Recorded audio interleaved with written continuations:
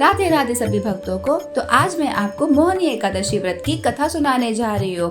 मोहिनी रूप रखकर ही विष्णु जी ने देवताओं को अमृत पान कराया था, इसलिए यह एकादशी भगवान श्री हरि के विष्णु रूप को समर्पित है। इस दिन व्रत का संकल्प करके भगवान विष्णु की पूजा कर इस कथा को पढ़ा जाता है।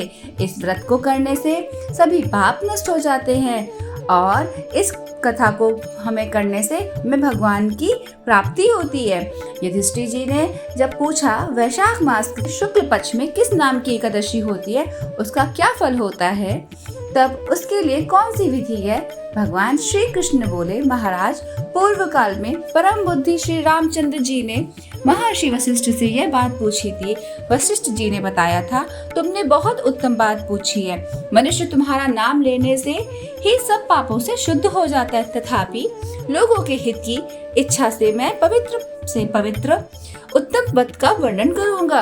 वैशाख मास के शुक्ल पक्ष में जो एकादशी होती है उसका नाम मोहिनी है। वह सब पाप को हरने वाली और उत्तम एकादशी है। उसके व्रत के प्रभाव से मनुष्य मोह जाल और सभी पाप मुंह से छुटकारा पा लेता है। सरस्वती नदी के रमणी तट पर भद्रावती नाम की सुंदर नगरी है।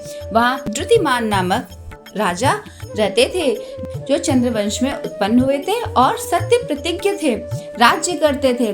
उसी नगर में एक वैद्य रहता था, जो धन धान्य से परिपूर्ण और समृद्धशाली था। उसका नाम था धनपाल। वह सदा पुण्य कर्म में ही लगा रहता था।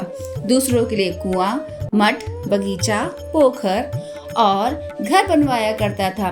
भगवान श्री विष्णु की भक्ति में उसका हार्दिक अनुराग था। वह सदा शांत रहता था।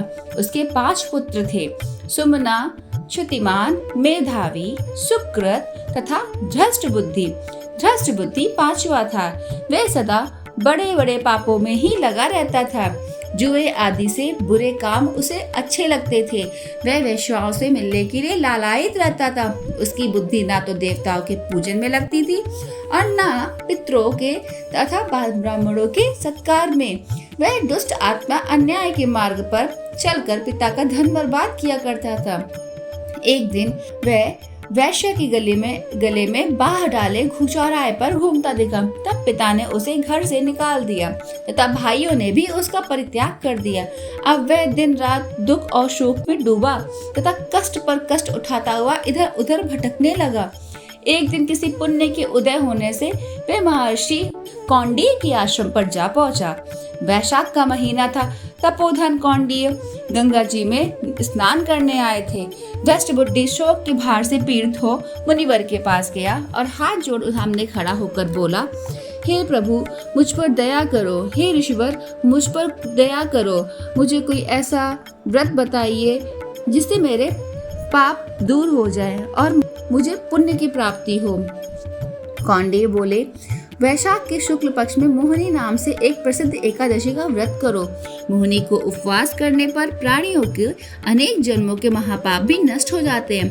वशिष्ठ जी कहते हैं, श्री रामचंद्र मुनि का यह वचन सुनकर धृष्ट बुद्धि का चित्त प्रसन्न हो गया। उसने कौंडिन्य के उपदेश से विधि पूर्वक मोहिनी एकादशी का व्रत किया।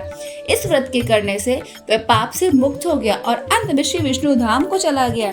इस प्रकार यह मोहिनी एकादशी का व्रत बहुत उत्तम है।